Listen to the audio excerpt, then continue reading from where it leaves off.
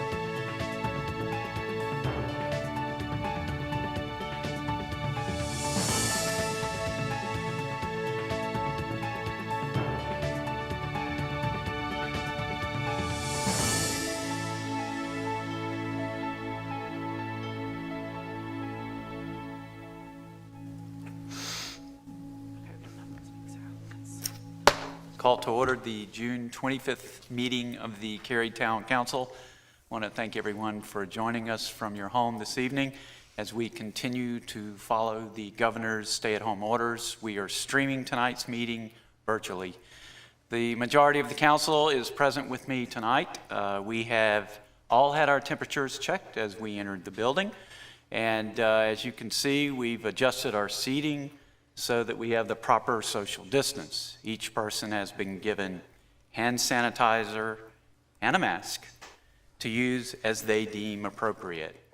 To meet the requirements of the remote meetings law, we have one council member participating remotely through WebEx, and I want to thank Council Member Yalu for joining us remotely. Ya, can you hear us? Yes, can you hear me? Yes. Hi. Thank you. Hello everyone. Yeah. Not far from you. I can hear you. Okay, very good. So for our ceremonial opening, I'll recognize Councilmember Bush. Thank you, Mayor. I wanted to take a moment to recognize that June is Pride Month. As we know, Cary is a welcoming community, an exceptional place to live, work, play, learn, and raise a family. And we recognize the importance of equality and freedom and the value of celebrating our diverse community. As our citizens have seen, we recently moved forward on the creation of a task force to dive deep into human relations, diversity, and inclusion here at the town. And we care deeply about this topic. We've always looked forward to celebrating our diversity as we have done, whether it was culturally at events or ethnically or spiritually, through all of our events and proclamations. The LGBTQ plus community is part of that and a vital part of all the fields and professions, and they contribute a great deal to us having a stronger community in Cary. We're strengthened by our rich diversity, whether it's ethnic, cultural, racial, gender, sexual identity, all of those really contribute to the vibrancy of our town. We also recognize that the CDC has said that LGBT teens are at a significantly higher risk of being bullied, victims of violence, and have increased suicide rates. And I want our young people to know that are in the community, regardless of their sexual orientation or their gender identity, that they should feel valued, empowered, safe, and supported in our community. And to celebrate Pride, we've been lighting the downtown fountain in rainbow colors from 8:30 to 11 p.m. nightly. It'll continue through the rest of June, which is Pride Month. And then on June 28th, in recognition of the Stonewall riots in 1969, I think 51 years ago, the image of our Pride Month flag will be displayed on the Cary Arts Center from 8:30 to 11. So I hope folks get a chance to see it, while being, of course, socially distant. And with that, I'll remind those that are on WebEx to mute, and we will stand for the Pledge of Allegiance. I pledge allegiance to the flag of the United States of America and to the republic for which it stands, one nation, under God, indivisible, with liberty and justice for all. First order of business is to adopt the agenda. Is there a motion to do so? So moved. Second. There's a motion and a second. All votes have to be roll call, starting with Councilmember Liu. Aye. Councilmember Mayor Pro Tem Fran. Aye. Councilmember Yarha. Aye. Councilmember Robinson. Aye. Councilmember Smith. Aye. Councilmember Bush. Aye. And I vote aye as well, so we do have an agenda. We move now to recognitions, reports, and presentations.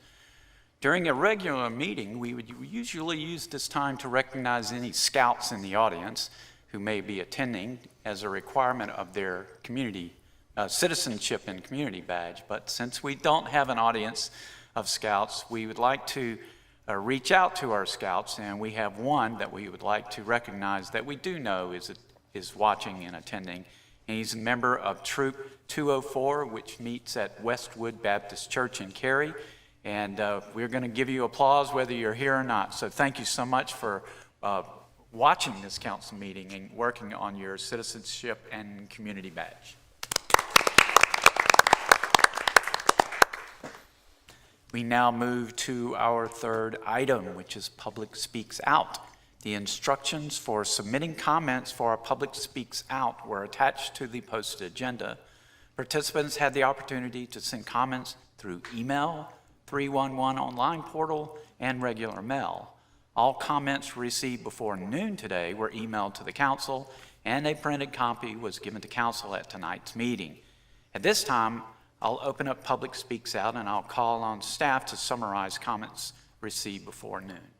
Okay, we had Megan Hardy, who wrote in supporting mask, Nick Barslow, who wrote in about the Corey public hearing, Emily Roberts also wrote in about the Corey public hearing, Conchita, I'm sorry if I mispronounced that, the support of wearing mask, Erica Wash, she wrote in about the types of roles the police officer plays in our community. Evelyn Doblins wrote in about actions related to the Obama pledge. Kim Roman, requirements of wearing a mask. Molly Enos, support for the requirements of wearing mask. Stephanie Bryant, also the requirements of wearing mask. Janice Lozano requests to know the demographics of traffic stops, and Mary Collins wrote in for the support of the quarry. Thank you. So we do have some live callers this evening. Yes. And you'll introduce them, and then I'll ask them to confirm their identity before they speak and remind them that they have 3 minutes each for their comments. And I have a timer that I can watch, but they need to be cognizant of those 3 minutes. Yes. Our first speaker on the line is Kara Lazarta. Ms. Lazard. Hi, yes, hi. This is Kara Scott. My address is both Foliage Circle, and I want to thank the council for hearing me. I'm here to seek suggestions for police reform and racial equality in our town of Cary. Kudos to the town of Cary first on Obama's reform pledge. Also passed motion to create relations and commission diversity task force. We're advocating about these two. I think that changes to be made to challenge our leaders to accomplish more effectively and efficiently. On the reform pledge, I think the time of execution for summer 2022 is too far. I think this policy makes time to move into phase spotlight. I would hate to see mediocre and effective. Ms. Lazarta, can you hear me? Can you hear me? Yes. Your comments are broken up, so we're going to go to a next speaker and come back to you. And I'm hoping you can find a better spot where we can hear you, because we are trying to hear and your comments are broken up. We really want to hear you. If you can hang on the line, is that okay? Yeah, absolutely. I took it off speaker. Hopefully that's better. Oh, that's much better. Go ahead. We'll start over. You want me to start over? Wonderful. Sorry, everyone. I'm going to start from the top. Hi, my name is Kara Lazat. My address is 202 Foliage Circle in Cary. And I want to thank the council for hearing me. I'm here to speak about suggestions for police reform and racial equality in the town of Cary. First of all, kudos to the town of Cary on signing Obama's police reform pledge and passing the motion to create a human relations, inclusion, and diversity task force. But after reading about these two updates, I think there are changes that could be made to challenge our leaders and accomplish things more effectively and efficiently. On the reform pledge, I think the timeline of execution for summer 2022 is too far removed. I think this gives policymakers time for the movement to fade from the spotlight. I'd hate to see mediocre and ineffective reform pass because of this effort dragging its feet. And also want to know how citizens know that an impartial third party will do the review of police use of force. How does the council plan to limit bias in this investigation? Actually, on the Human Relations, Inclusion, and Diversity Task Force, Councilmember Bush did a great job of addressing some of my concerns. I loved hearing you speak on that. I think it's a great idea. But I also want to focus on what Cary has not done yet. Raleigh has adopted the 8 can't wait policy for police reform, but I have not seen anything on Cary's website. There's also this motion to defund the police right now, and I took a look at Cary's 2020 operating budget and how our funds are allocated to the police. To break down the numbers, I saw that $21 million was allocated to personnel services in the police budget, with Cary police salaries averaging around $54,000 and 206 full-time employee equivalencies. That's $11 million paying our officers, which is great. But I want to know what the other $10.5 million is going to. How can we reallocate this to things that will help disadvantaged populations? Racial inequality permeates all aspects of our social systems. Starting here can help end systemic racism. That $10.5 million could go to things like public housing, schools, feeding hungry kids, or things police are usually respond to first anyway, like domestic violence and mental health, resources for those populations who need help there. I was going to speak on body cam and dash cam footage in relation to the recent events in Wilmington. I know this is North Carolina state law, but I do think that Cary and North Carolina need to make police recordings public record to discourage abuse of police discretion. I know we have very low crime rates in Cary, and we don't have to worry about our police beating people in the streets, but systemic racism exists even here, and I hope the town of Cary will strive to be a leader amongst the communities in North Carolina and our country by enacting swift policy change. If I have time, I'm going to leave you with a short Martin Luther King quote that really spoke to me. He says, "Our lives begin to end the day we become silent about the things that matter." I think these things matter, and I do want to thank the council for allowing our citizens to have a voice in these things. Thank you for your time. Thank you. Next speaker. Our next speaker is Mark Stevenson.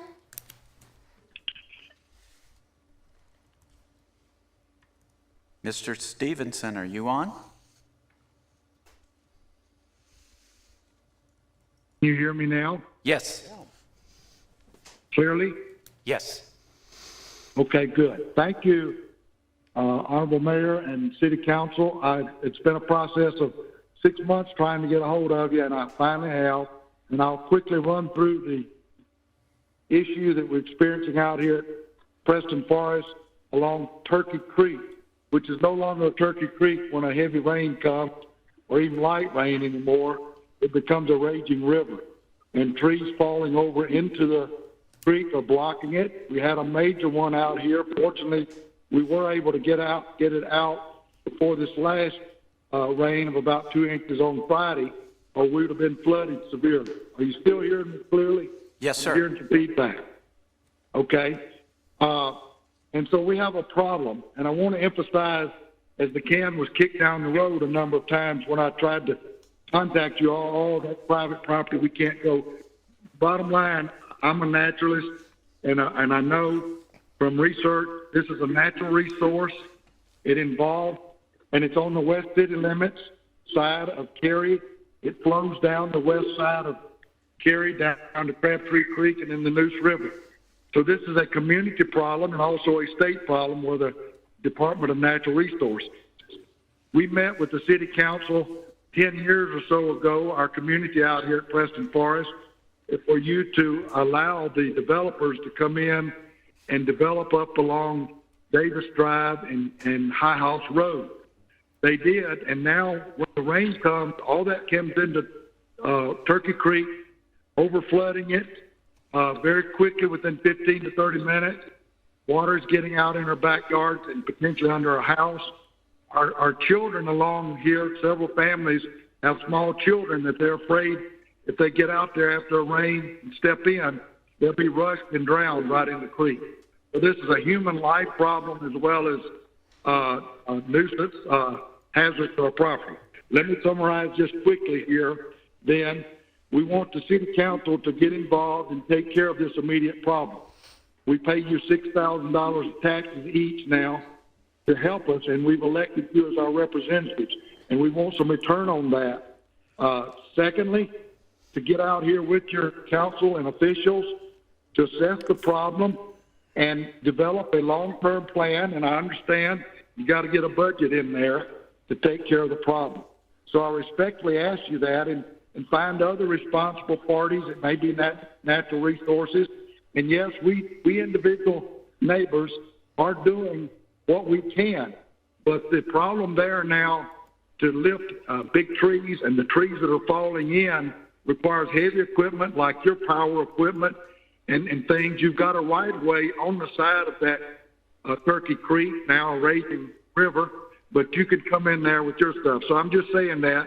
And fortunately, Dana Whitmore, I finally was able to meet up with her. She was gracious, and she does plan to come out. So I feel like there's headway coming. And then Yalu, I've sent you emails. I hope you can come out 9:30 on Monday morning. We'll have a meeting with whatever other officials involved to set out these 4 things that I've outlined. Mr. Stevenson. So with that, I've got about 30 seconds. Could you ask a question or something? Mr. Stevenson, I'm sorry your time has expired. If you have additional comments, if you'd please send them, we'd certainly like to read them. And of course, you already have a staff contact, and so she'll be working with you, and I'm sure she'll provide us additional information. So thank you for speaking. Thank you, Mayor. Appreciate it. Next speaker, Yes. please. Our next speaker on the line is Kimberly Roman.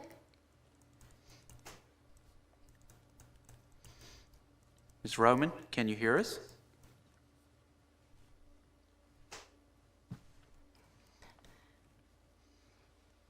Ms. Roman, are you there? We may have lost her. She also submitted her comments Okay, in we'll writing. try her at the end. Can we do that? Or We have one more speaker, Crystal okay. Aylis. what was the name? Crystal Aylis. Okay.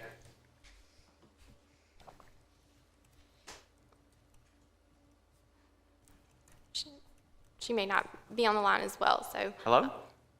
Can you hear us? Any more speakers? No more speakers. If you're trying to get in touch with us and we can't hear you, we apologize. We're doing our very best. Make sure you contact us with your information. We'll make sure that every council member gets a copy of your comments. And again, thanks everyone for calling in this evening and participating in Public Speaks Out. All right, we'll move on to our next item, which is consent agenda. For the benefit of people watching our meeting on TV, we're going to take a moment to review our consent agenda items. Please keep in mind that one vote approves all of these items. On the consent agenda, we have water shortage response plan update, resolution for tax collection for the 2021 fiscal year, final action on 20A03 Charles Edward Gates and Christine B. Gates trustees annexation, calling for a public hearing on 20A01 7117 Carpenter Fire Station Road annexation, consideration of right-of-way closing. Would council members like any of these items pulled from the consent agenda for discussion? If not, I would entertain a motion to approve the consent agenda. So moved. There's a motion Second. and the second. Now the roll call vote. Councilmember Liu? Aye. Mayor Pro Tem Frank? Aye. Councilmember Yerha? Aye. Councilmember Robinson? Aye. Councilmember Smith? Aye. Councilmember Bush? Aye. I vote aye as well. Motion is unanimous. Consent agenda is approved. We now move to public hearings. Same rules apply for public hearings that applied for Public Speaks Out, with one exception. Speakers now have 5 minutes for their comments. As the public speaks out, the instructions were in the agenda for tonight's meeting. And participants had an opportunity to email their comments or dial into 311 or send regular mail. And all comments received before noon today were emailed to council, and a printed copy was given to council at tonight's meeting. So I'll open the public, recognize the first public hearing, which is a recommendation of fiscal year 2021 proposed budget.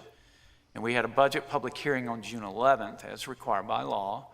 This is an additional opportunity for input on the budget, and Town Manager Stiegel will provide the introduction. Chief Financial Officer Karen Mills will present the staff report, and then we're going to open it up for public input, and council will take action on the budget tonight after our discussion. Mr. Stiegel. Thank you, Mayor. Before Karen begins her formal presentation, I wanted to make a few comments, beginning with some very important acknowledgments. First and foremost, Council, we are all grateful to you for the time and energy you commit every day to Cary, as well individual citizens, and to us, the town staff. I have never worked with a more extraordinary group of elected officials in my more than 2 decades of public service. More than any year before, the budget before you, for your consideration tonight, simply would not have been possible without the talent, skills, and dedication of our CFO, the unicorn, Karen Mills, and her financial strategy team, headed up by Stacy Tichy and including Alex Terry and Katie Lum.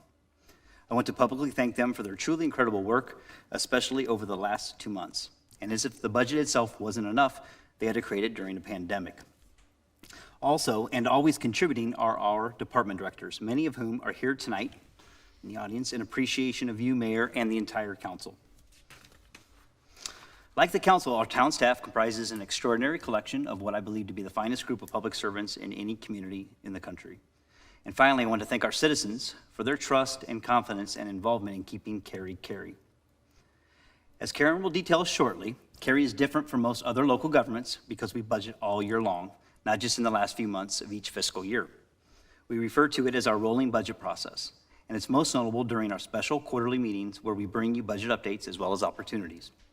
Sometimes these opportunities are in the form of a new or expanding program, or sometimes it's about ways to be more effective through equipment purchases, and it could be about stopping doing something that doesn't make sense any longer.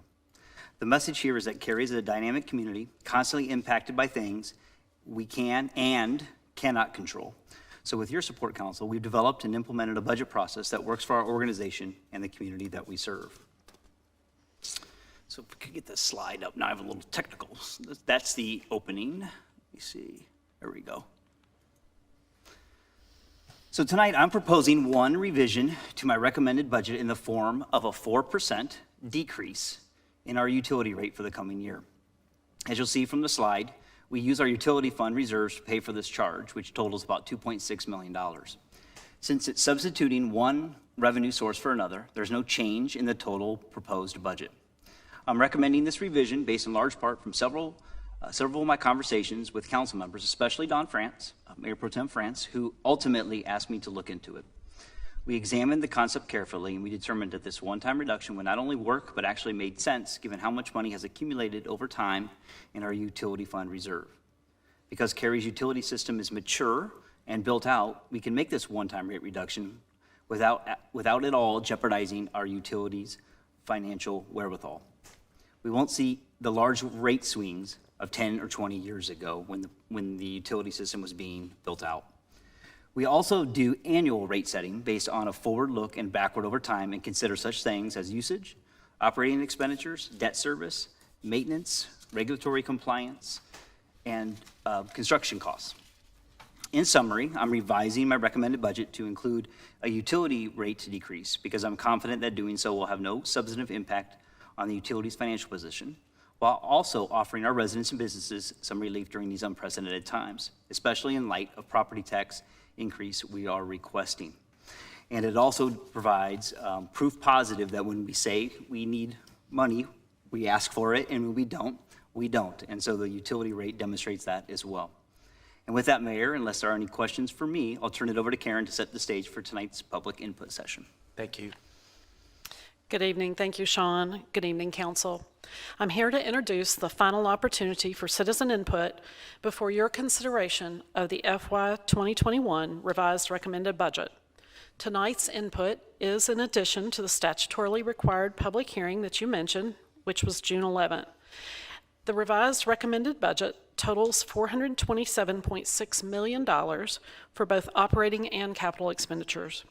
And while the entire recommended operating budget is an 8.6% increase compared to FY 2020 that we're in now, when we focus on the general fund operating expenditures, there's only a 3.7% increase. This budget proposes a 35-cent tax rate. With this year's property revaluation, a revenue-neutral tax rate is 30 cents.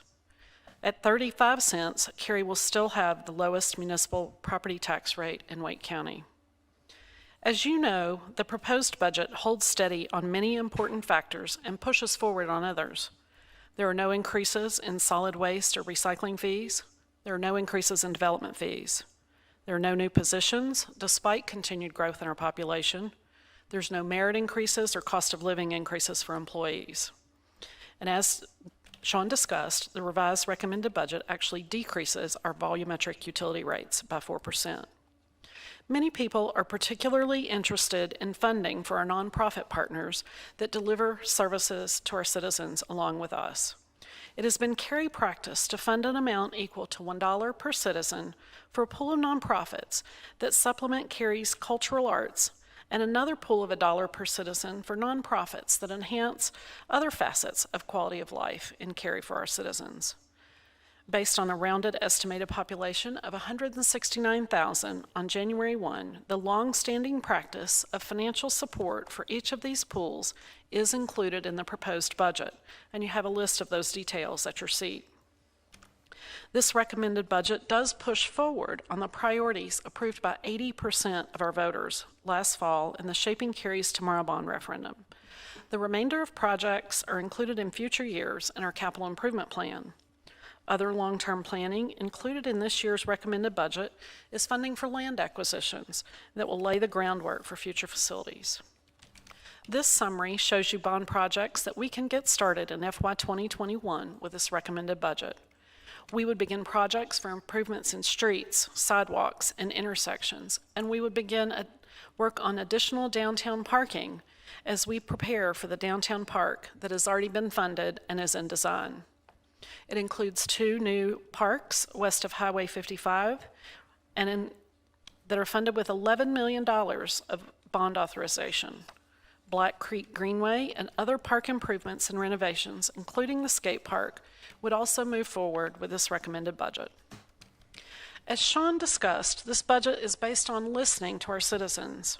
We hear voices in a lot of ways, such as those of our boards and commissions members, social media, through the biennial survey, and the messages that you hear from conversations with citizens and share with us.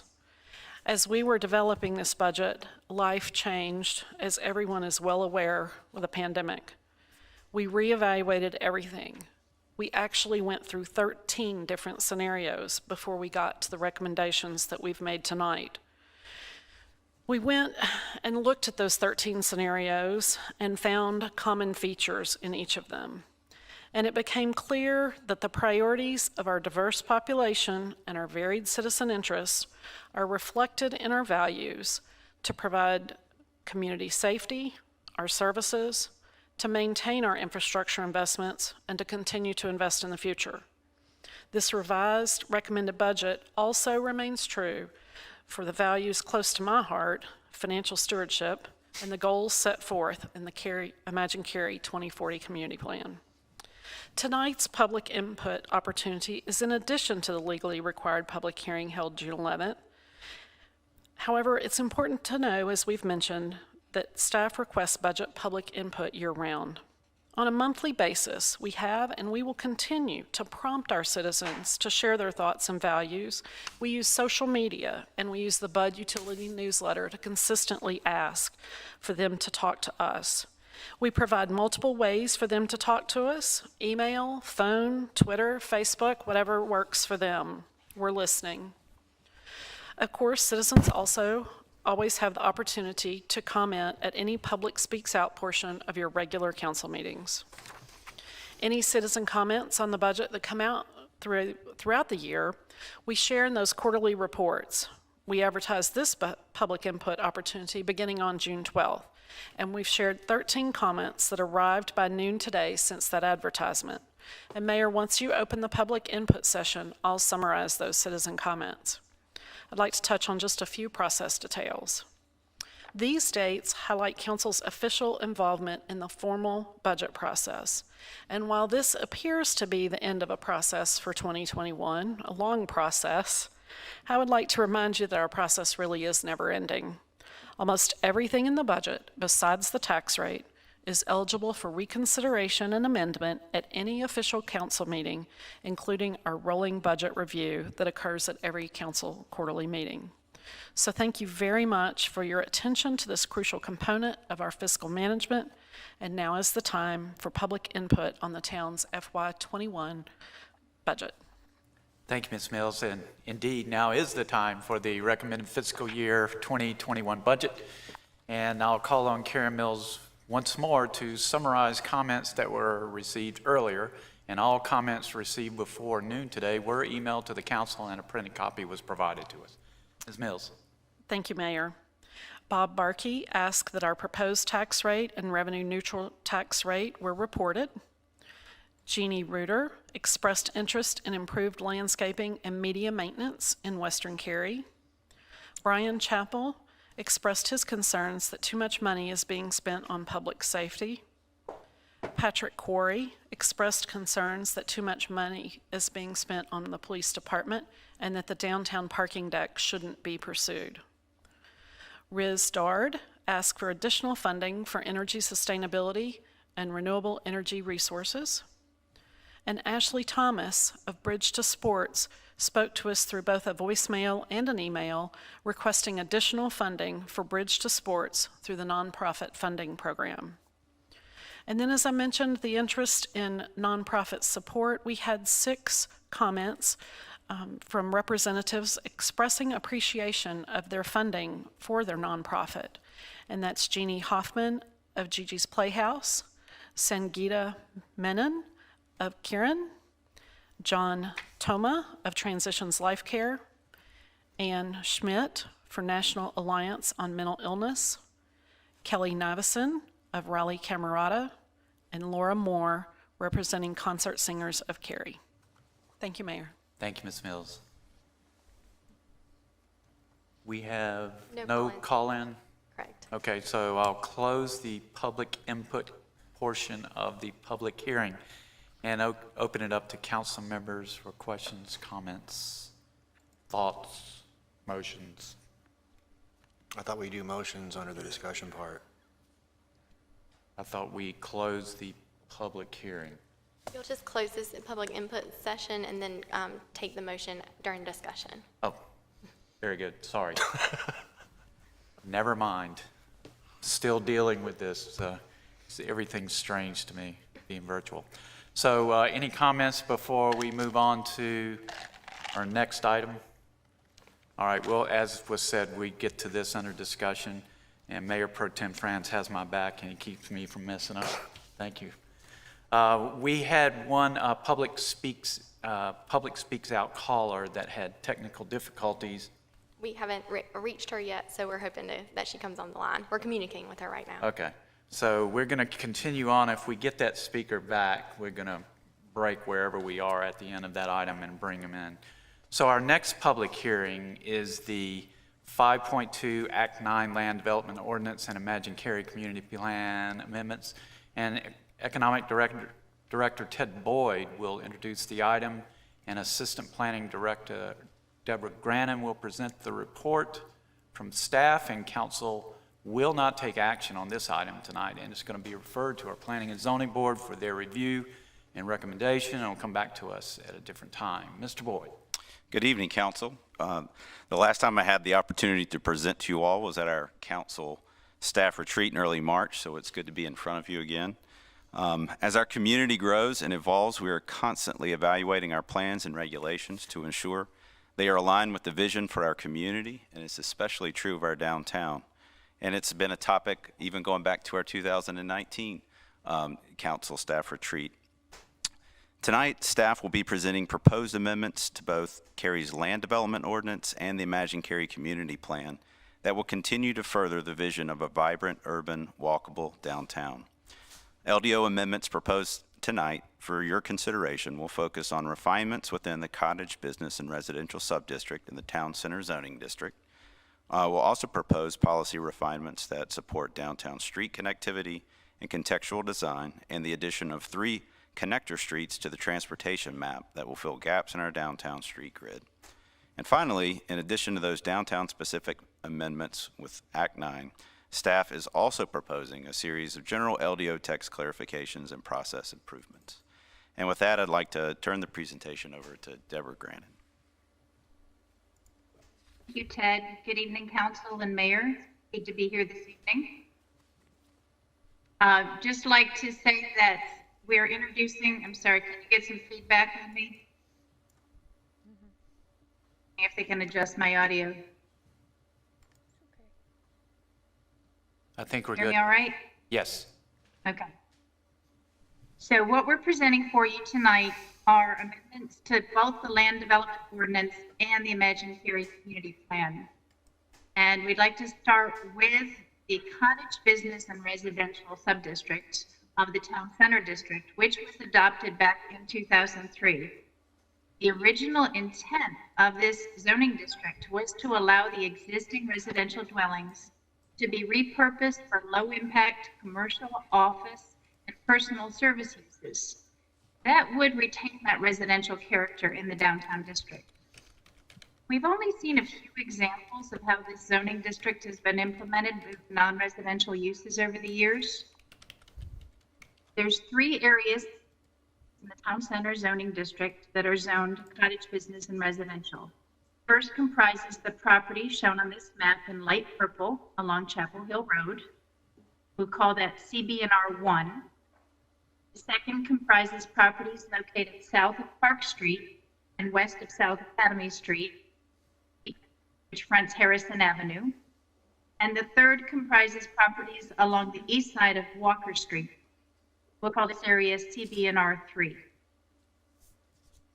What we've seen recently is a much higher occurrence of subdivisions of existing residential lots and building 2 or 3 new homes. This does help to meet high demand for housing in downtown Cary. But it also made us realize that the ordinance that we adopted back in 2003 did not fully anticipate this type of development. Currently, the only dimensional zoning requirement for new residential development in CB&R is a 10-foot front or roadway setback. There are no minimum lot sizes, no minimum lot widths, or side and rear setback requirements. This is a photo of the new CB&R residential construction at the corner of South Harrison Avenue and Park Street. The new houses face Park Street and back up to an existing house on South Harrison Avenue. As we look at the vision for downtown Cary, creating opportunities is extremely important, but we also want to be aware of transitions to surrounding neighborhoods and of specific issues that might be associated with each of these CB&R districts related to neighborhood character and proximity to busy thoroughfares. Let's take a look at each of these individuals. In the CB&R parcel 1, it backs up to a low-density residential and fronts Chapel Hill Road, a very busy 2-lane design thoroughfare. The Imagine Cary community plan envisions a future widening to 4 lanes in this area, with a design that complements the downtown identity and reflects the character of the area. A Chapel Hill Road mobility study has begun that will create a vision for this corridor. In preparation for future changes, staff proposes new dimensional standards specific to this area, with single-family detached lot sizes that are similar to the average current lot sizes of the abutting residential neighborhoods. And to allow for adequate setbacks for new buildings along the future widened Chapel Hill Road, the roadway setback is proposed to be 25 feet, measured from the edge of the ultimate right-of-way. That's currently 105 feet, but this is one of those items that will. The zone area here is south of West Park Street and west of South Academy Street, and it's partially bisected by Harrison Avenue, a north-south connector, and is heavily traveled at peak hours. Most of the existing cottage business and residential lots on the west side of South Harrison Avenue back up directly to other residential properties, leaving driveway access off Harrison Avenue as the only option. For this zone, staff proposes the same minimum lot sizes as the CB&R1 district along Chapel Hill Road, but because there are no plans to widen Harrison Avenue, the proposed roadway setbacks are not as wide. These proposed changes will continue to encourage the reuse of existing buildings for cottage businesses, which was the original intent of the CB&R zoning, but they will also discourage multiple new driveway cuts along South Harrison Avenue. Finally, in CB&R3, which is located along the east side of Walker Street, we note that considering that Walker Street is likely going to see additional bicycle and pedestrian traffic as the downtown park is developed, staff is proposing standards that will allow a continuation of the narrow lot residential development that we've seen recently, but other standards will prohibit new driveways off of Walker Street. Instead, new development will need to be accessed from either Heater Alley, East Park Street, or Fairview Road. This is an example of new development along Walker Street that's accessed from Heater Alley. So Heater Alley also helps to serve as a transition from this cottage business and residential district to the existing larger lot single-family residence to the east. And it also supports the use of the accessory dwelling units, which are allowed by right in the CB&R district. The staff report details the proposed standards for all the uses in the cottage business and residential zone, but I'd just like to say a word about multifamily, both as a single use or as part of a mixed-use development. The proposed minimum lot size in all three of the cottage business and residential zones is 100,000 square feet. We recognize that that sounds like a large lot size requirement, but staff believes that this is going to help discourage piecemeal development and encourage a more comprehensive and thoughtful design approach to density in the cottage business and residential zones. Now moving to another important facet of the downtown vision. Staff is proposing refinements to 2 downtown special planning area policies in the Imagine Cary Community Plan. Policies 3 and 4, which encourage a connected, cohesive, multimodal town center. Text refinements are needed to clarify how the vision can be met. Policy number 3, staff proposes completing the downtown street grid network with connector streets as a method for increasing connectivity and cohesion. And for policy 4, staff proposes text revisions to more clearly state that flexibility is allowed in the downtown street standards if it's used to create a multimodal, active downtown. The Walker Street Extension Project was removed from Cary's capital improvement budget in 2018. So this amendment will provide consistency between the budget and the Imagine Cary Community Plan. Cary's downtown was initially developed with the goal of a grid network for ease of navigation. But today, as you may know, there are a few missing links. So to implement the intent of downtown policy number 3, staff proposes the addition of 3 downtown connector streets to fill the gaps in the grid network. This includes South Walker Street and Pleasance Avenue, as well as completing the grid network with Hunter Street north of East Chatham Street.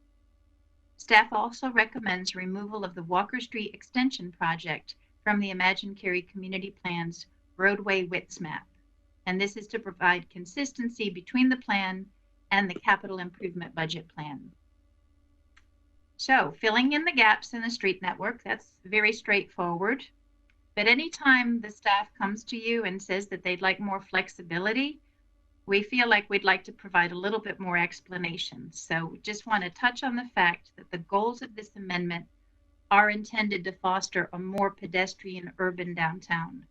And we'd like to note that other historic districts such as Carpenter have a similar approach with a context-sensitive approach toward flexibility in street design. And if the implementation of flexibility is implemented, it would be to promote better design for pedestrians, bike, and transit users. Finally, in addition to the downtown amendments we've presented, staff is proposing a series of technical LDO amendments, which are detailed in your staff report. I'd like to call your attention to one item, that is to remove the requirement for a quasi-judicial review of non-residential development plans of 100,000 square feet or greater. And just point out that this would only apply in cases where the applicant has voluntarily completed a traffic impact analysis and makes all of the recommended traffic improvements. This would apply anywhere in town and would not just be isolated in the downtown district. North Carolina general statutes and the LDO did not require mailed notice of the proposed text amendments. The only requirement was that we put a legal notice on our website, but the staff knew that there was going to be some concerns from property owners who were impacted, especially by the CB&R amendments. So nearly 100 property owners received an informational letter about a month ago prior to this meeting with my contact information. And then about a week ago, we sent a public hearing notice with instructions on how they could call in or email us to offer their comments. To date, we've heard from 9 citizens with a range of comments and concerns. They've asked that the roadway setbacks be more clear, that lot sizes be compatible with surrounding lots. It's been a mixture of different reactions. As some residents have said, increased setbacks provide better transitions, and others have said that the reduced setbacks encourage more density in downtown. Few citizens have noticed that creation of new lots puts more traffic on busy streets, and the creation of new lots helps to meet Cary's housing demands.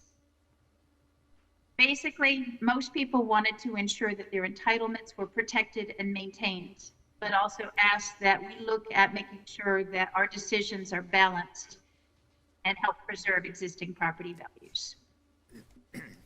This concludes staff's presentation. Following the public hearing, I'll be available for your questions. Okay, very good. Thank you.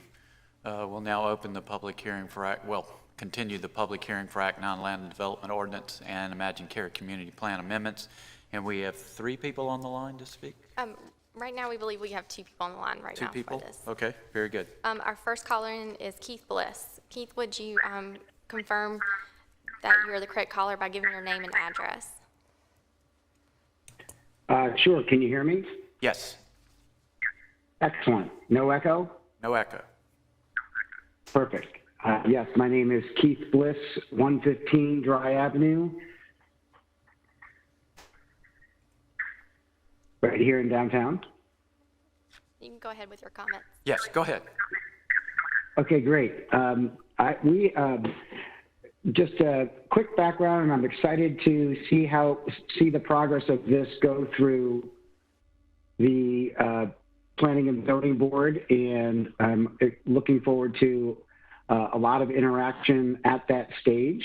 In looking at the Cary Community Plan and what we're looking to foster overall, I had several different concerns and comments, and at the same time understand where this policy may come from. But number one, my main question is, where did this come about?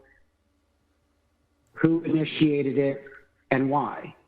And the concern overall for the property owners, 75 lots in total, is that there's going to likely have a very negative impact on property values within each of the 3 sub-districts. And so we will be actively involved in this process as the property owners, I believe. At least that's what I've gotten so far as a reaction from other property owners, such as myself. And we're just trying to understand why now, because of all of the higher intensity projects adjacent to these districts, why limiting or constricting what can be done on these lots just because simply the intent wasn't there 19 years ago, and we're finally gaining traction. So I'm looking forward to be actively involved in staying curious and understanding the overall objective, yet also looking into the clear objectives of the Cary Community Plan and long-term affordable housing within this area of the walkable downtown. So thank you very much, and I'm looking forward to staying involved in this entire process. Thank you, Mr. Bliss. Our next speaker is Tony Sample. Mr. Sample, if you would confirm you're on the line. I am. It's Tony Sample, and we live at 314 South Harrison Avenue. Thank you. We have been here since 1986. We've seen an awful lot of development in the town. A lot of it we've liked, but we haven't. Concerned about the added restrictions on our property, the effect that's going to have on the road, and we want to make sure everything is done in a treated in an equitable manner. We have provided a list of questions and concerns to the staff this past week and have got some information back from them. It's been a help. I will say we're totally convinced this is the right time and place and action to be done. So we appreciate your time to talk. We look forward to meeting with the planning and zoning folks, and we'd like to see this proceed on in a cautious and fair manner. Thank you, Mr. Sample. Other speakers? No other speakers on the line. Okay. We'll close the public input portion of this public hearing and open it up to council for questions or comments or statements. I have a couple of questions. I noticed in the cottage, business, and residential, this multifamily in this case means 100,000 square feet or more. What about a duplex or a triplex or even a townhome for that matter? Are those no longer applicable for this zoning condition?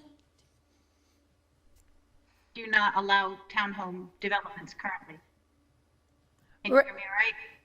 Say that again?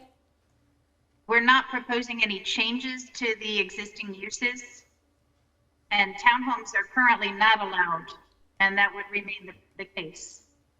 But a duplex or a triplex? Duplexes are allowed. I don't believe triplexes are. I'll confirm that for you. Okay, thank you. I just wanted a little bit more information about the definition of multifamily. Any other questions or comments before we move on? So the Planning and Zoning Board will get this item and they'll send us their review and recommendation at a later date, and we'll make an action at that time. In the meantime, I would invite citizens who spoke and others who are watching to contact us, contact Ms. Grannon or Mr. Boyd. They'll be glad to answer your questions and help with any of your concerns as this goes through the process. Before we move to our next public hearing, I believe we finally got our Public Speaks Out speakers. So we're going to go back to Public Speaks Out. Yes, we do have Crystal Allis on the line. Crystal, would you confirm that you're on the line with your name and address? Yes, yes, Crystal Allis, 209 Dowell Drive. Thank you. Go ahead. Thank you for the opportunity to speak. I just wanted to say that we have organized as a small group of concerned citizens regarding the wearing of masks, and we are looking to the town to inform us as residents about how you will go about enforcing Governor Cooper's mask mandate. We are in favor of the mandate and are looking forward to having that curtail the virus, we hope. And we're just looking for the town to give us some feedback on how it is you're going to enforce that and help our small business owners enforce that. Thank you. I believe our town manager already has an answer. Well, the most complete answer today is we have no idea. However, we obviously are going to formulate a plan that's going to be very, very heavy on public education, like most municipalities. We also will do it in conjunction with other Wake County municipalities. And so That work will begin in earnest next week. And it's going to be a challenge for all municipalities. Want to be very clear about that. And so we'll work through it. There's going to be pros and cons to everything we do. But it's hard to envision there being, Councilmember Bush and I had a conversation this morning about what enforcement is, and that can be a lot of different things. And so we want to make sure that there's a good understanding in our community about what that looks like, while at the same time not putting our police officers in a position where they can't win.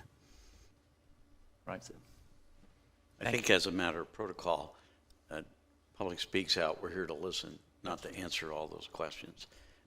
There's a time and a place for that, so. Yep. My apologies. I'd rather you park your thoughts and go through the due diligence that you'll go through, and I just don't want to get in the habit of every time a person speaks, the public speaks out, we're going to rebut them.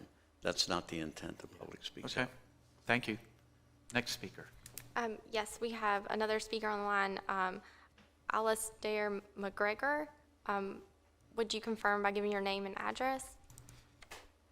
Hi, my name is Alistair McGregor. I'm at 150 Shad Lane. Thank you. So I would like to talk about a proposed satellite annexation that's being considered by the town of Cary. But first, I would like to say I'm glad to be here before you tonight. I'd originally prepared my comments for a meeting in March, but as they say, better late than never. The proposed development, 19 Res 26, is in Chatham County. It's at the corner of Mount Pisgah Church Road and New Hope Church Road. My goal is to ensure that you're aware of how this proposal is evolving and that you are aware that the vast majority of surrounding residents are still not in support of it.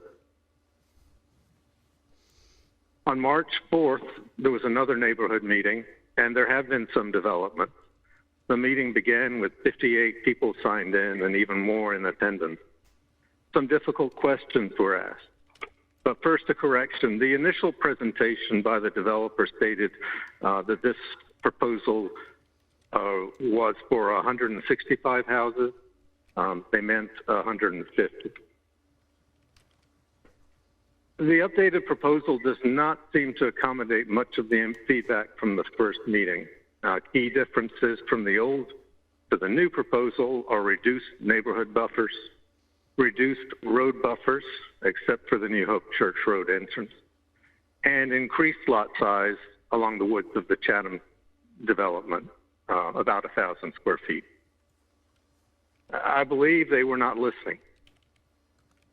One of the questions asked during the neighborhood meeting on March 4th was, how did you adapt your proposal based on the input from the council and neighbors in 2014?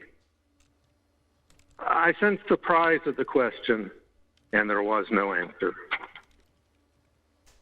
Compared to the plan in 2014, the new proposal includes slightly reduced density, about 10%, smaller lots, significantly reduced roadside buffers, and significantly reduced neighborhood buffers. The current proposal presents some significant challenges both for the town of Cary and for the neighborhoods surrounding it. The fact that it is a satellite annexation only increases the difficulty. I'm not sure how they will choose to proceed, but the dialogue between the developer and the neighborhood is incomplete. Thank you for your time. I appreciate the opportunity to speak. Thank you, Mr. McGregor. Okay, any other public speaks out? We do have one unknown caller, so we just wanted to give them the opportunity to identify themselves. Okay. So that they're not missed. This is Roger Ehrlich of 406 Kent Drive in Cary. Okay. I'd like to speak to the need for town council to shift resources in the budget from armed policing to unarmed crisis response teams to make Black, brown, and all lives matter. I met So Moharad through my son Jacob. So was a generous and gentle young man. He was suffering from mental health issues and traumatic brain injury. And last year, he was shot 8 times by a Raleigh police officer who was pursuing him on suspicion of a petty theft. So's family is suing the city for wrongful death. How might this have been avoided? I think we know how, and I implore this council to start a change process in this critical moment, or we will be accessory to future wrongful deaths and racist profiling and abuse of our citizens here in Cary. Our police chief might need to reallocate her budget, but bold changes can improve public safety, community trust, and police working conditions, and I hope she might support the process. What I'm talking about is strategically reallocating resources from policing, which involves the threat of deadly force, towards neighborhood-based programs of public and safety and wellness. Notice I did not say defund the police, but many calls to police in 911 that currently result in deployment of lethally armed police can be better resolved by unarmed first responders who are specialized in de-escalation and providing human services. This isn't controversial, it's proven. It's how most countries with much lower levels of police violence and imprisonment do things. Here in the U.S., in Eugene, Oregon, a 30-year-old nonprofit mobile response program called Cahoots deploys unarmed teams of a crisis worker and a medic on 12-hour shifts. They respond to 911 and other police calls where an armed responder might be less effective. Situations involving people suffering from addiction, homeless people needing assistance, and other disturbances, such as the one that resulted in my son's friend So being shot 8 times. These unarmed response teams have handled over 20,000 calls and saved police over an estimated $6 million in medical services alone on just a $2 million budget. I think that Cary can lead the way, but it depends on the council to revisit the budget. We can look to several U.S. cities that are moving in that direction. New York City Mayor Bill de Blasio announced last Sunday that the city will be reallocating resources from policing to human services. And so I'm asking every member of council, if you're interested in making Black, Brown, and all lives matter, please, I would like to know if you're interested in redirecting Cary's resources away from armed response to police whenever possible, and toward crisis resolution by unarmed first human service responders. So I'd like to, if you could have any response from council, I did wait a long time to get my comment in, and I'd love to have some response. Thank you, Mr. Ehrlich. As Councilmember Smith earlier said, this is a forum where the public speaks and the council does not respond, even though I've violated that. But we'll reach out. We'll have someone reach out to you and contact you and talk with you about your issues and your concerns and get you the answers you need. Any other callers? Nope, that's all on the line. Okay, very good. We'll now move to our third public hearing. Item 5.3 on the agenda, 20 REZ01 Fenton Mixed Use Development Amendment. Assistant Planning Director Deborah Grannon will introduce the item. Council will not take action tonight, but it will be referred to our Planning and Zoning Board, and it will return to council at a future date. Ms. Grannon. Thank you, Mayor.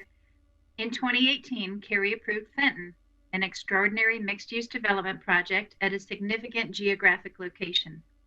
92 acres of undeveloped land at an interstate interchange, proximity to Interstate 40 and RDU, situated just 1 mile from downtown Cary.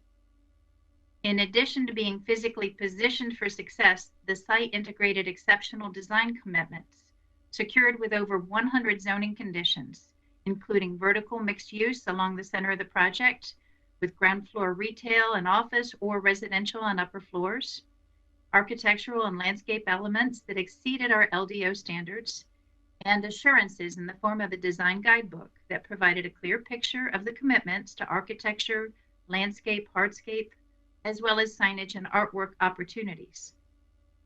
So why is this remarkable project coming back to us for a rezoning? As the developer engaged consultants and engineers and began talking with tenants, the details regarding infrastructure and building code and market demands began to solidify, and it is common for a development of this magnitude to seek adjustments as they go from a concept to construction drawings. So the rezoning was approved back in January of 2018 with an associated preliminary development plan that depicted how the site would be designed and showed how the justifications were put in place to allow for some flexibility to LDO amendments. And now the project is well underway. The developer has submitted a number of development plans to the town for review. Several of these plans have been approved. Retaining walls are being constructed, and utility connections are currently under construction. And with the preliminary development plan, staff has limited administrative authority to make adjustments during the development plan review process. Once we start looking at the engineered drawings, we realize the building footprint might need to change due to soil conditions or topography, or once road design is finalized. But when the changes reach a level of transferring land uses from one pod to another, increasing a building height, rewording a zoning condition, or removing a building, then it's necessary for a PDP to be amended, and that has to occur through this rezoning process and requires your approval. I would like to point out that minimum and maximum square footage of the non-residential uses and the number of dwelling units are all proposed to remain the same. Proposed land use changes include expanding the use options for several building pods, and this is in response to the applicant's desire for more flexibility and to help them accommodate future development in phase 2 by requiring vertical integration. Proposed land changes include adding a new commercial jewel box as part of phase 2. And the applicant is also requesting the option to remove building 9 and to expand the D3 parking deck footprint. If this option is selected, the applicant has committed to ensuring that the southern elevation of the parking deck be designed in a manner that it actually appear to be a residential, office, or commercial building. The original preliminary development plan only allowed banks with drive-throughs if they were located in parking structures. Now the applicant is asking to allow one drive-through ATM adjacent to parking deck D1 with a condition that the buildings in pod 4 be located so that they screen the view of the ATM from Carytown Boulevard. The developer is proposing to increase both the minimum and maximum number of stories for 4 building pods, and these changes will increase the building heights on these pods, which anchor the main street, to be a minimum of 4 or 5 stories and a maximum of 12 stories. Additional details that the developer is proposing are to clarify the definition of vertical integration, adjust parallel parking requirements on Main Street, provide more flexibility for streetscape plantings, the location of a dog park, how refuse is collected, and to allow gated parking on decks for residents. The staff reviewed the request against the policies of the Imagine Cary Community Plan, and since most of the preliminary development plan remained unchanged, we found that the previous changes don't substantially alter the intent of the plan. So therefore, our analysis and findings remain that it is consistent. Now, there are a few instances where the proposed changes actually support the Cary Community Plan policies to a greater extent than the original proposal. And these include policies in the work, shape, and Eastern Cary Gateway Special Planning Area chapters. Staff property owners within 800 feet of the subject property, and notice was posted on the site and placed on the town's website. We held a neighborhood meeting in person back in March, and there were approximately 7 property owners in attendance. They expressed concerns related to building height and lighting and the buffer adjacent to the Village Green neighborhood. They wanted to understand traffic impacts and mitigations. They asked why the parking deck was changing and why Building 9 was being removed. They wanted to know when the greenway would be built. And ultimately, they wanted to know when would the development open. So this concludes staff's presentation. The applicant, Mr. Abbott Goodwin, is on the line to provide his comments. And following his comments and the public hearing, I will be available for your questions. Mr. Goodwin, you may begin. Hello, thank you, Deborah. Can everyone hear me okay? Can everyone hear me? Yes, sir. Yes. Okay, perfect. Thank you, Deborah. Mayor and council, good to see you all. I know this has been a challenging time to be in public office, and we appreciate your service. We appreciate the time that you've allowed us tonight. It's been a little bit since I've seen or spoken to many of you, and I'm happy to report that I've been busy. So if you've been by the Fenton site recently, you've probably seen lots of yellow equipment, cranes, and other things going on. We're well on the way, and despite the challenging economic and social times, I'd like to report success as it relates to Fenton. Our first development plan, which we're in process of undertaking now, consists of over 1 million square feet of retail, office, and multifamily residences. We're in excess of 65% leased on the retail square footage for the first phase, and we're extraordinarily excited about where we are with the project. So the changes that we've requested tonight will generally promote operational superiority and programmatic flexibility, and we believe that we've market tested this enough at this point that we know what it needs. So again, appreciate your time tonight. If there are any questions that I can answer directly here or in any forum, I'm happy to. So thanks again. Thank you, Mr. Goodwin. Now's the time for the public hearing, 20 RZ01 Fenton Mixed Use Development Amendment.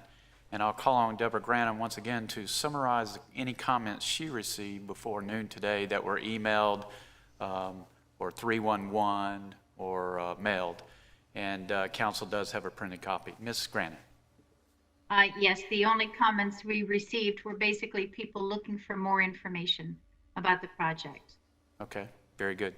Any call-in speakers? No call-in speakers. Okay, so I'll close the public hearing and open it up to council members for questions or comments.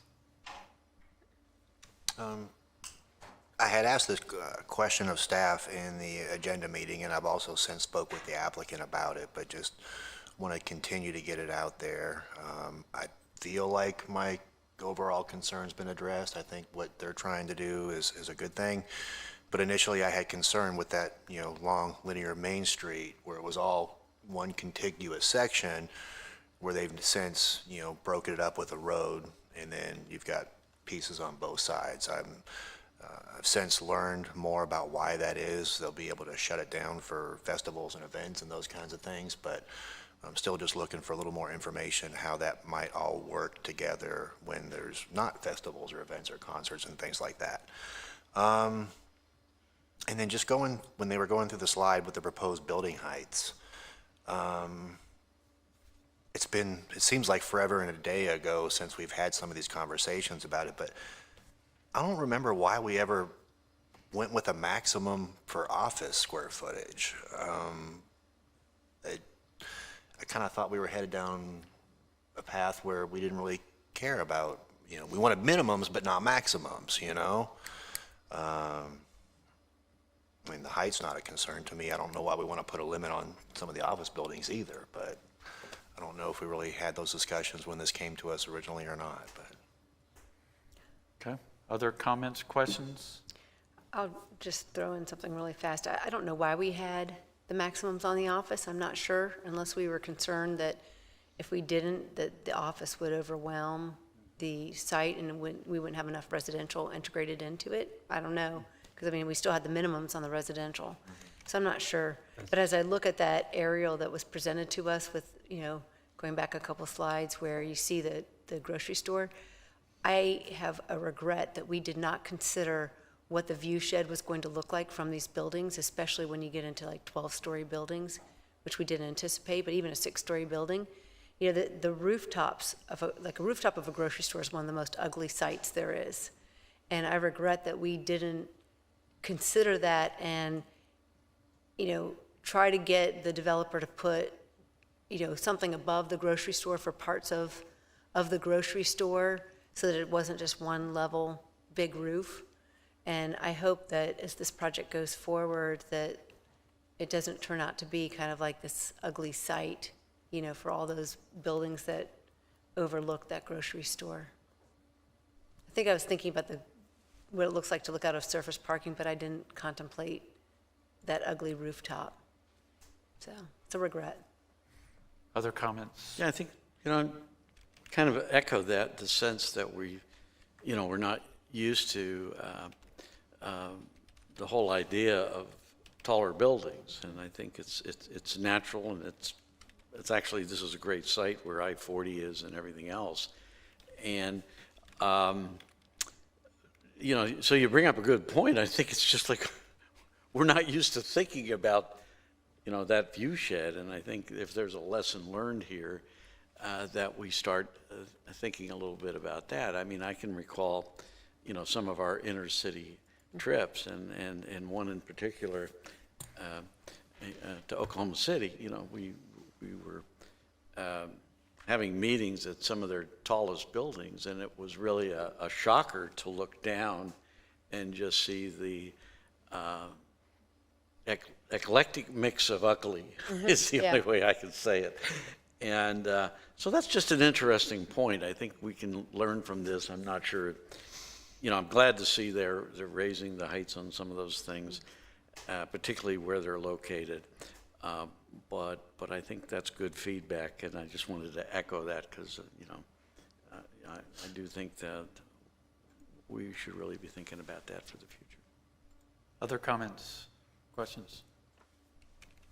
Okay, this goes to our Planning and Zoning Board, and if you're watching this meeting and you have comments or questions, be sure to send them to us. Ms. Grannon will help you with questions or comments that you have about this process. It goes to our Planning and Zoning Board for their review and recommendation, and we'll be seeing it in the future at a future meeting. All right, that takes us to discussion items. Our first discussion item is storm drainage request at Foxworth Subdivision. Director of Special Projects Dana Whitmire will present the staff report, and council may take action. Ms. Whitmire. Good evening, council and mayor. As you know, the town is implementing an adaptive approach to stormwater, which focuses on empowering our citizens using a variety of tools that mitigate the impacts of flooding. Some of the tools have been available for over a decade, including the Private Drainage Assistance Program. In fact, this photo is the first parcel restored to open space and revegetated under that program. The Imagine Cary Community Plan supports work towards environmentally responsible stormwater and floodplain management. Flooding circumstances exist in areas of the town developed prior to current regulation, primarily in areas developed prior to the year 2000. To help address these concerns, the town is utilizing dynamic modeling to monitor impacts, including the recently completed model for the Walnut Creek watershed and initiation of modeling work in the Swift Creek watershed. That same modeling technology is also used to evaluate properties under the Private Drainage Assistance Program. In 2018, staff brought to you a petition under that program from residents on Jodhpur Drive. Jodhpur Drive is located near Southwest Cary Parkway and West High Street.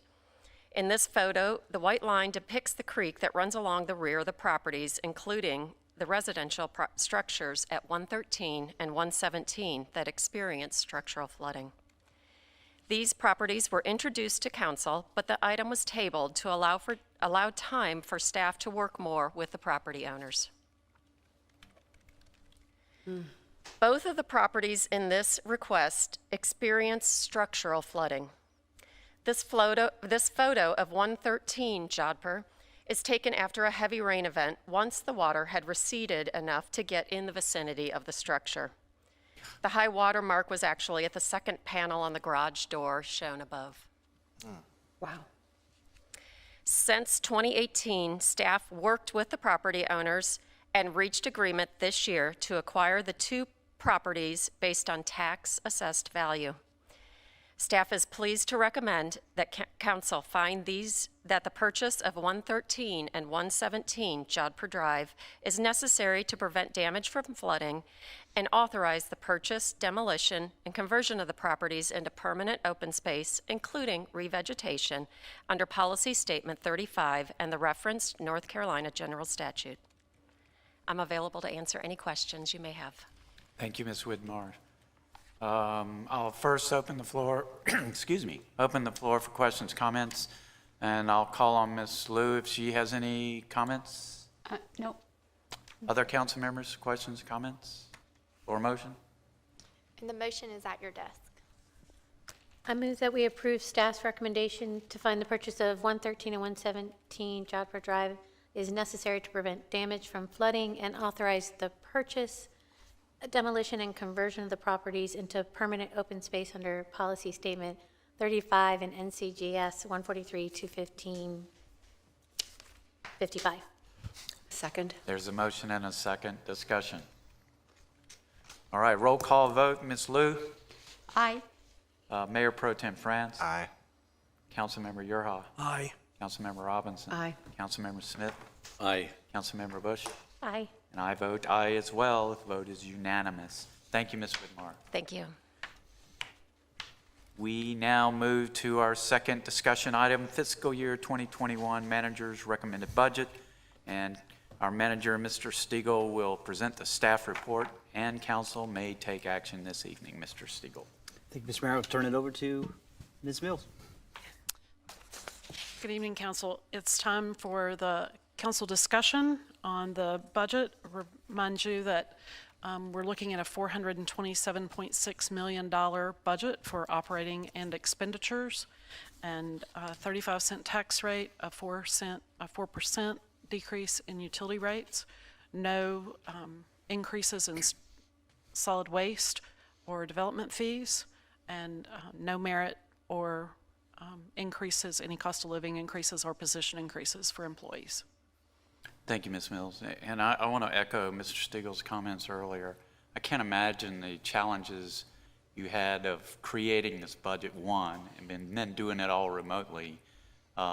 Your staff has done an incredible job, especially with the shortfalls in revenue in the millions that you had to figure out how do we make this work. And so I know none of that could have been easy, and I really appreciate all you've done, and the council members as well.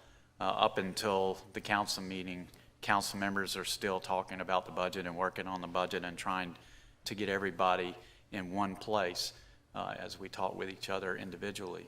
And so this was not an easy budget. There was a lot of sacrifices. I apologize to the town staff that we can't recognize you with merit increases this year, but a lot of us are taking those sacrifices where we work as well. But hopefully next year at this time, things will be much better, and the town will be in much better shape. The good news is, thanks to the great planning of our staff and our council, we were able to handle this pandemic and the millions of dollars in losses. So that's a hats off to the great planning of our financial department. So thank you very much for that. So I've said what I was going to say, and I'll open it up to my colleagues for their comments or questions or statements. Ms. Liu, would you like to start?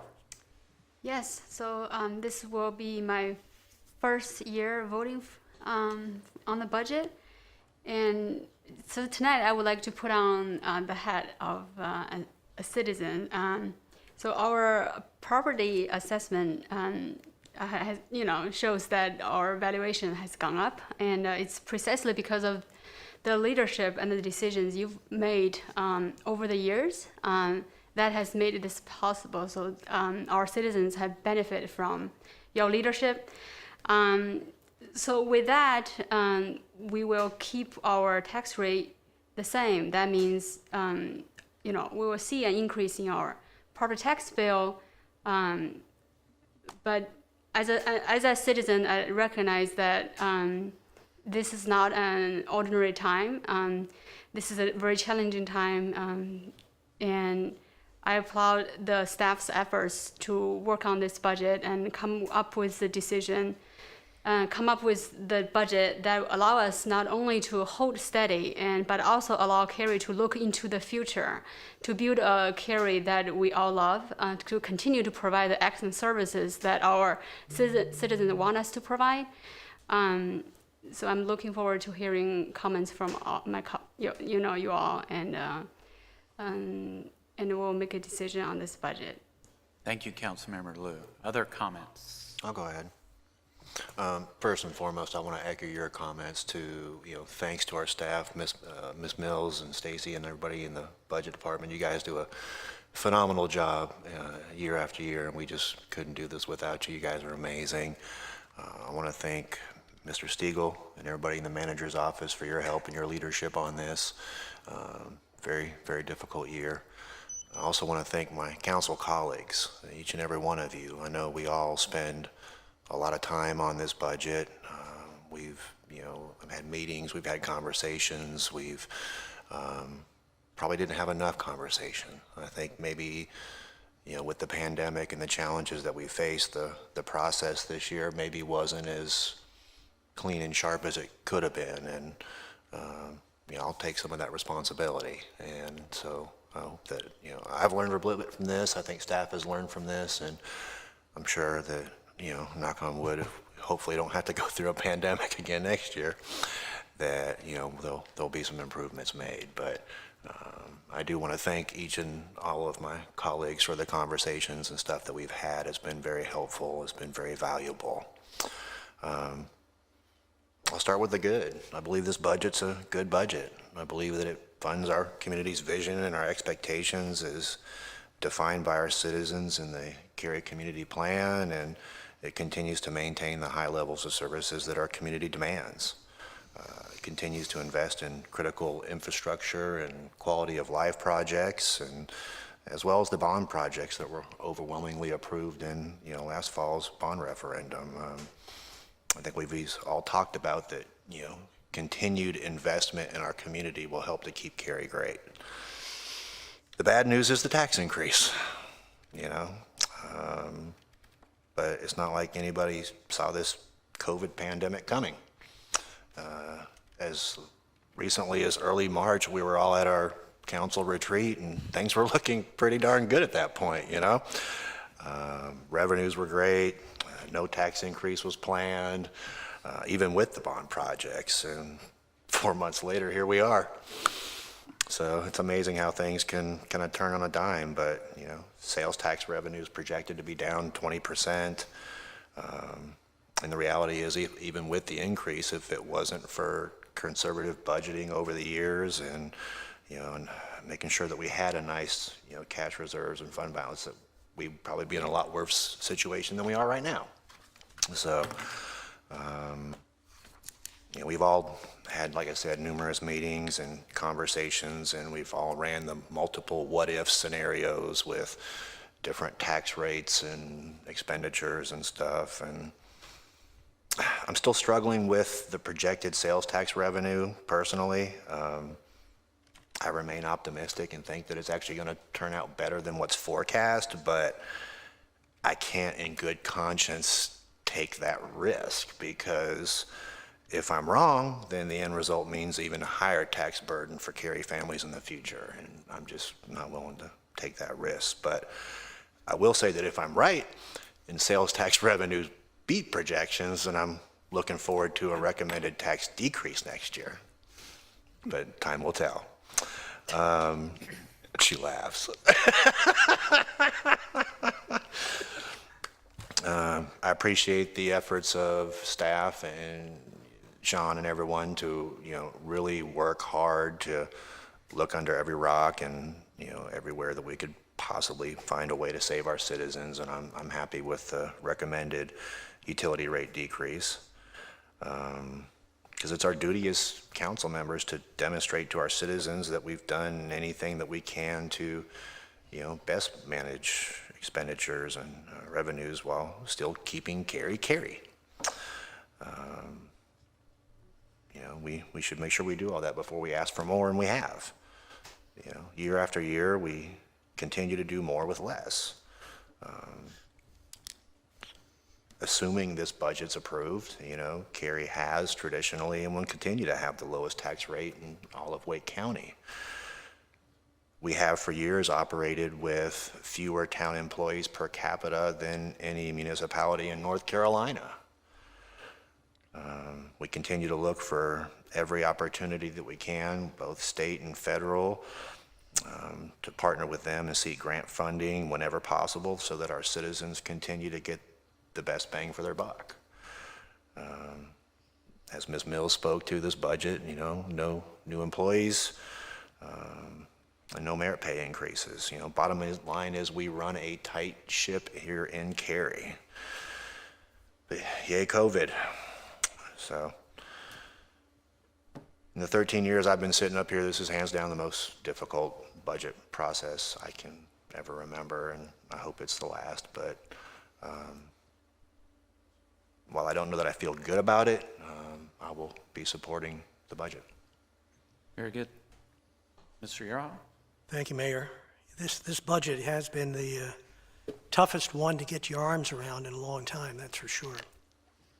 As a result, I asked a lot of questions, and I want to thank Karen Mills and her team and Sean and everyone else who gave me such thorough responses and had a lot of patience for what could be called nitpicking. One of the things, I guess, that makes this tough is one of the things that is not in the budget, and that's the absence of salary increases for our world-class staff. It's the first time in recent memory this has been the case, that we have had no merit increases or cost of living increases for the staff. Another tough thing, of course, is the pandemic. There's always a lot of guesswork with a budget. You have to project what's going to happen, what your revenues are and what your expenses are for the year ahead. But this year it's taken it really off the chart as far as guesswork, because who knows how long this pandemic is going to last? Who knows what effect it's going to have on our finances? And the town in this budget has taken a very conservative approach, I believe, to that. And we have the ability, I assume, not just to reduce taxes next year, which would be a wonderful thing, but also to relook at it quarterly at our rolling budget meetings and make adjustments if necessary at that time. And of course, the other troubling thing is that it's going to result in that most of our citizens are going to be paying more taxes next time they get their tax bill. Something like that happens all the time in a lot of other places. I know it certainly happened back in New Jersey when I lived up there, but we're not used to it here. And hopefully we don't have to get used to it other than this year. On the positive side, it does allow for all the projects that were promised in last year's bond referendum to move forward in a gradual, responsible manner. It maintains all service levels that our citizens have been accustomed to. This includes sidewalk improvements and street improvements, as well as the funding of the nonprofits, as we heard before. And then we have the utility rate decrease. This is not just a decrease in the rate, but it actually rolls back a planned increase that we would normally have had. So it's a double good whammy, I guess, there. And as has been said, we still have the lowest tax rate in Wake County, which is remarkable. So do I love the new budget? No. Am I entirely comfortable with every piece of it? No. But I am entirely comfortable that it succeeds in keeping Cary. And to me, that's a very good thing. So I support it. Thank you, Mr. Yaraha. Ms. Robinson? Why, thank you, sir. just going out on social media and seeing what people have to say, and there haven't been a lot of comments on our budget, but there have been a few that have asserted that, anytime that a government increases taxes, that it's bloated government. And people who say that really don't know Cary, and they don't know that where we are today is the result of decades of very cautious budgeting practices. And if not for those practices, and if not for the fact that we have such fine management and great efficient use of our resources, our taxes would be a lot higher right now. Now, we have year after year put off tax increases, but on top of that, we have done things that are extraordinary in government. We run on an extremely lean budget, and I don't know if we run with the fewest FTEs as full-time equivalents, in other words, full-time jobs, of any government in Wake County, but I'm pretty sure we are. If not, we're one of the leanest governments. You compare the number of employees that we have per 1,000 citizens, and it is way lower than most local governments. And that is a testament to the stellar staff that we have in it and management. On top of that, we have maintained a very conservative fund balance for years. And for the longest time, we said, why are we maintaining this? We've had this question, should we be maintaining such a big fund balance? More than what the state recommends. And I thought the state required us to have a 1 month, but I found out from the local government commission that it's not a requirement, it's a suggestion. So if Debbie is watching from the local government commission, I heard her. But we have maintained months of fund balance, and that means that we carried months of operating expenses should something crazy happen, like a pandemic.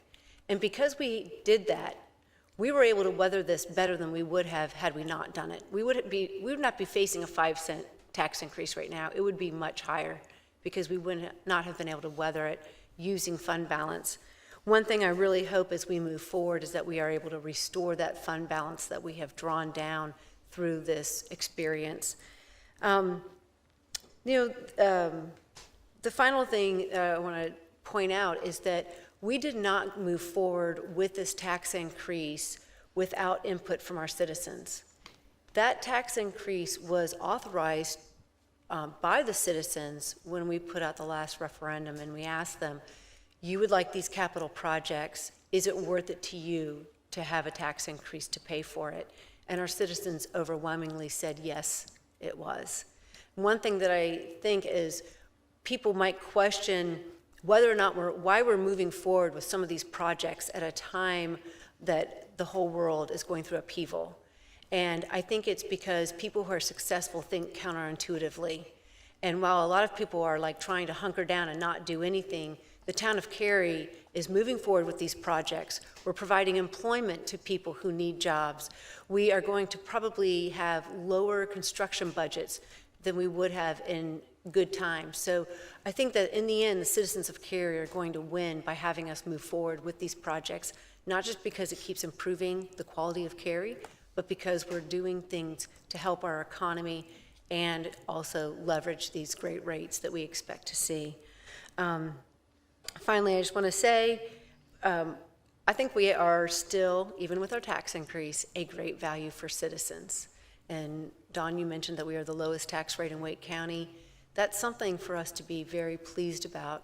Our citizens should be very pleased that we can, even with increasing taxes, we're doing so and we're still lower. And I will tell you that most people who come to Cary and drive around for the first time would never guess that taxes are lower in Cary than they are in some of our neighboring communities. So for that, we could be very thankful. I talked with a citizen, or not a citizen, an elected official from another city today. I asked him what his tax rate was. 65 cents per 100. Wow. Yeah, that was just the city rate. It didn't include the county rate. And here we are at 35 cents. This is a good deal being in Cary. A lot to be thankful for.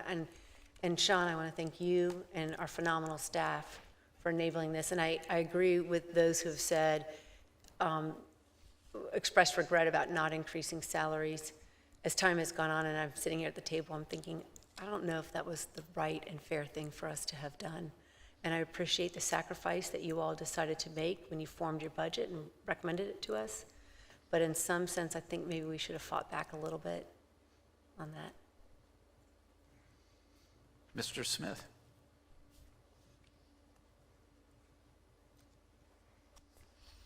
I appreciate all the comments I've heard. I'm not going to repeat because, I think what I'm hearing is the things that we found a lot of consensus on. It's interesting that I think for each of us, there's some level of heartburn about some aspects of the budget. But you know what? That just comes with tough, complicated decisions. After a while, you can whine about it and fall into the malaise our country is in, where we have, we're led by whiners rather than leadership. And what you get in Cary's, you get leadership. My concerns, and again to the staff and all those that have put in those efforts, heartfelt thank you. My concerns have really boiled down to, very simply, that a lot of what we have to base our decisions on, those projections just aren't predictable anymore. And that's just maddening, for us who have a German background, that like things are very binary and very black and white. And I also made the huge mistake today of spending a lot of time talking to Mr. Yerha, and he took all my good notes. In his defense, he said he was going to do it, so that's fine. I do think the main concern I have is the government has a tendency when they raise taxes. I don't want to get to the point where I want to say, I hope someday, the projections will prove us all wrong and we have to lower tax. But what I want to make sure is that we always keep in the forefront, what is our vision? What are we trying to do? And is this the way we're spending the money? Now, if in the future those projections become very positive, then I think we have to look at what are the things that are on our plate and what are those challenges that we may be simmering on. One of the things that we can take pride in this community is the fact that we show a lot of leadership in the environmental area. We are now putting on hold several key staffing positions at a senior level that will impact our vision as we deal with our environmental needs. I think it's important that we continue to challenge our staff and the leadership here in our community, that we work together with the tools that we have to continue to show that none of these things that are important in our community and in our world are going to be put on the back burner. We can't let these fads that come in and these literally hundreds and hundreds of emails from out of state telling us, what matters and what doesn't, and how we should be spending our money when they have no clue what we're allowed to, and all those other dynamics at play. So let's just continue to be Cary. Let's continue to be the leaders. The view is a lot better when you're the lead dog in the pack, and I think that's important that we stay there and that we just continue to move forward. And those things that are near and dear to us, as Lori said earlier about diversity, we have a great program with Sister Cities that promotes that diversity. And I think that we're going to see with the forming of the committee and all the other things that are going on is that we're going to continue to show leadership in that whole arena of diversity and inclusiveness. We've showed it in the past in things with our police force, with Project Phoenix. How many people have written in and applauded us for what we've done to make our lower income areas safer? And what are we doing to help our community all feel welcome? We're doing those things. That doesn't mean we can't do much more. We can. But we're going to do it within this budget. I do not like the fact that we're doing the magnitude of the increase, but I understand it. And as Mr. France and all of you have said, so be it. But to our staff, I say, thank you for stepping up. You know, we are paid to market, and right now you look good to market, so I'm sorry if I don't have the violin out about, pay and pay increases. We're going to be sensitive to that. I know that the leadership in town will look at that so that we keep you in the forefront. But I think that is a reasonable recommendation this year. And the other thing that is so great is our rolling budget. We get to see things every quarter, and we can make those adjustments. And so would I like to see some things differently? Yeah, I'm not going to echo those. They've been kind of echoed before. But the opportunity is there for us to be nimble, flexible, and fast on feet as things change. And we have that opportunity to do it. It's time to show our leadership. It's time to go forward with this budget. I will support it. And thank you again to our staff for all that they do. Thank you. Thank you, Mr. Smith. Councilmember Bush? My only comment is that for those folks who didn't get a chance to look and read our extensive budget, it is actually very easy to read. I think you probably think it's all kinds of charts, and they are all at the bottom, and Mr. Yerha, Councilmember Yerha, loves the back part because it's all Excel spreadsheet. But for those of us who like, bulleted line items and what you're getting basically for your dollar, it's a pretty good read. It gives you some really valuable information about Cary. But everybody's probably realizing now during the budget time the toll that the pandemic has had on municipalities. What you don't hear but probably are feeling in your own house are all the extra expenses that the town's been incurring due to the pandemic, whether it's cleaning supplies and services, operating supplies, equipment to enable employees, all of our employees to work from home that are normally here with us in this building. Increased overtime, significant amount of increased overtime expenses to fill the gaps that are caused by people that are asked to self-quarantine. Then there's, of course, the loss in revenue. All our facilities are closed. Cocoa booth revenue all gone. Park and event programs, many of you who have kid camps, you're feeling it right now as well, and we're feeling the revenue loss as well, and sales tax and other revenue unrealized, which meant that we had to tap into what Councilmember Robinson said is, thank God we had those resources in that general fund. I also like to point out to our citizens that we have something in Cary that a lot of cities didn't have, is we had that fund. Some people call it a rainy day fund. And if that's what it is definitely raining right now. So thank God that we had that we can use it for the betterment of our citizens. But also, I don't want to repeat anything anyone else said, but because of thoughtful planning by members of this council and councils long before me, that flexibility allowed us to put aside $2 million for future pandemic issues that we know we will have. And also, I'd like to also point out that for those of you who are looking at the utility fund decrease, and maybe some people who didn't even realize it, all of you Morrisville people who are getting Cary water, you're going to enjoy that, maybe $3 a month on your utility fee on your water bill, as well as RDU, when people are flying, would also be, who pays our water rates. They're also going to see their water bill reduced too. So, like Councilmember Yerha, you're not going to like everything in a budget, and this is a very difficult one. But I think we all live here and love living here because of all the amenities and the services we get. And as Councilmember Robinson said, we get a good value for our dollar. And I'm okay that my house increased in value because I think it's great to live here and the value is worth it. So I hope our citizens see that as well. Thank you, Ms. Bush. And now's the time for the question. I'll recognize Mayor Pro Tem France for the motion. I move that we approve and adopt the FY 2021 manager's recommended budget as revised, including the operating and capital budget ordinances and all related schedules and documents, copies of which were presented to council at tonight's meeting.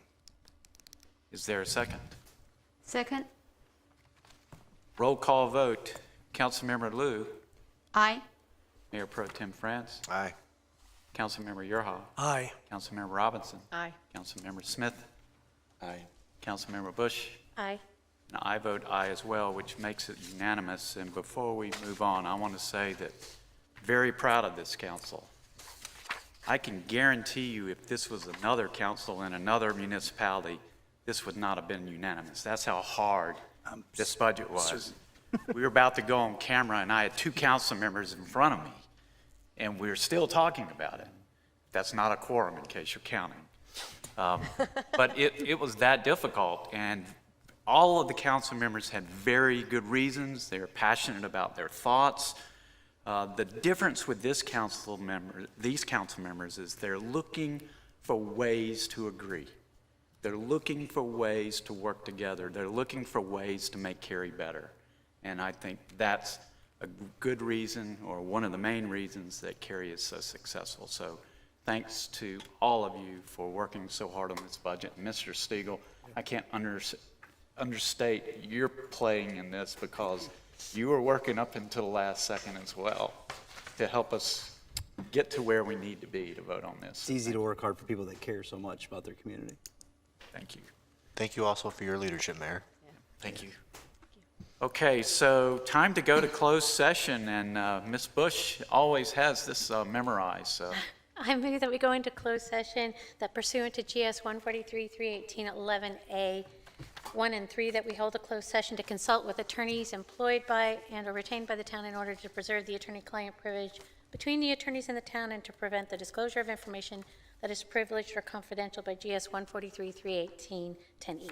Second. There's a motion and a second. Roll call vote. Ms. Lou? Aye. Mayor Pro Aye. Tem France?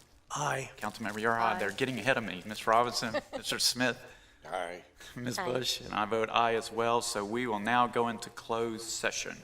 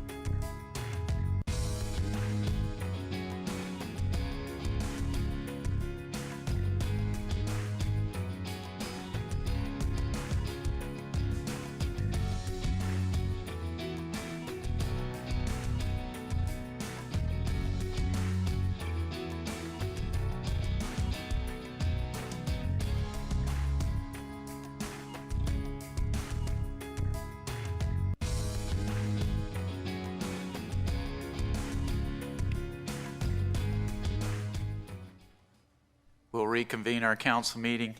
I'll remind everybody that tomorrow is June 26th, and the governor has mandated that we all wear our mask. Let's keep everybody safe and wear our mask. And hopefully we'll be out of this pandemic in the near future, near being a relative term. There's no other business this evening, so I declare this meeting adjourned. Thank you. Don't.